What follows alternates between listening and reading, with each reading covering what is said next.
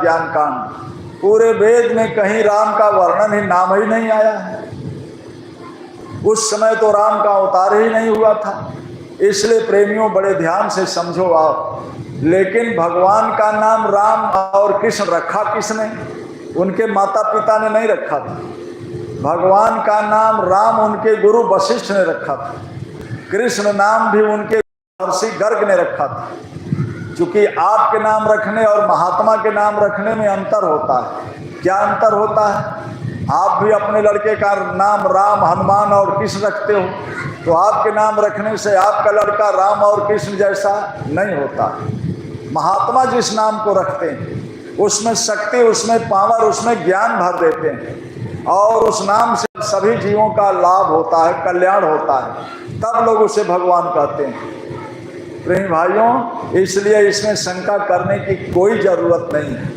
अब तो भगवान कृष्ण जब उस समय धरती पर अवतार लिए, प्रेमी भाइयों देखो आप, धर्म की स्थापना किए। 18 दिन के अंदर पूरे विश्व के विज्ञान को मिट्टी में मिला दिया, खून की नदी बह गई।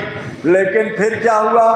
कृष्ण के पैरों में एक बहेलिया ने धनुष बाण से मार दिया, तो वो भी खत्म हो गए, वो भी खत्म हो गए। द्वापर भी खत्म हो गया, कृष्ण भी खत्म हो गए और द्वापर भी खत्म हो गया।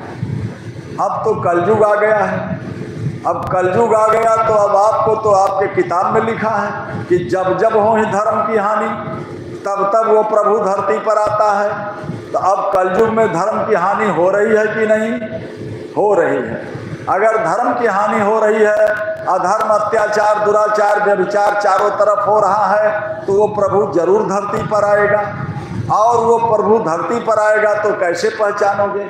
जब राम और कृष्ण को नहीं पहचाना तो इस समय कलयुग में कैसे उस प्रभु को पहचानोगे? इसलिए प्रेमियों, धर्म पुस्तक में आपके महात्माओं ने लिखा है। क्या लिखा है? कि यहाँ अवतार भी दो तरह का होता है। इस धरती पर अवतार दो तरह से होता है। कौन सा अवतार? एक कलंकी अवतार, दूसरे निष्कलंक अवतार। कलंकी अवतार का मतलब क्या है? वो प्रभु जब धरती पर आता है तो अपने हाथ से दुष्टों को मारकर खत्म करता है। उसे कोई हत्या और पाप नहीं लगता है।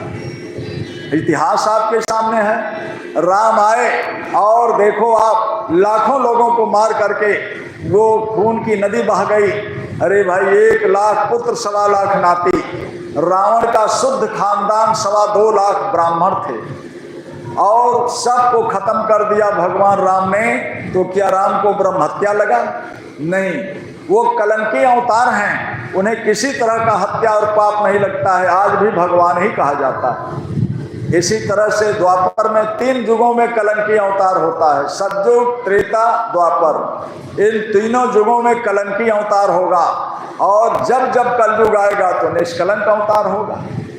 इसी तरह से आप देखो, कृष्ण धरती पर आए, चक्र सुदर्शन उठाया और खून की नदी बह गई, लाखों लोगों को सुला दिया मौत के घाट। तो कृष्ण को कोई हत्यारा नहीं कहता है, आज भी भगवान कहा जाता है।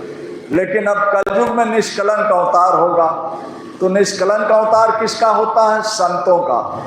संत अवतार निष्कलंक अवतार होता है। वो क्या करते हैं? किसी को मारते काटते नहीं, किसी को मारते नहीं, काटते नहीं, धोखा नहीं, बेईमानी नहीं, किसी को कोई श्राप नहीं देते हैं। प्रेमी भाइयों, वो समाज में घूम करके लोगों को उपदेश देते हैं, सत्य का उपदेश देते हैं, ज्ञान का रास्ता देते हैं, माँ बहन का पहचान कराते हैं और आपको ऐसा शुद्ध नाम दान दे करके और नामदान के द्वारा आपके यानी भजन करा करके आपकी आत्मा का मुक्ति, मोक्ष, कल्याण भी कराते हैं।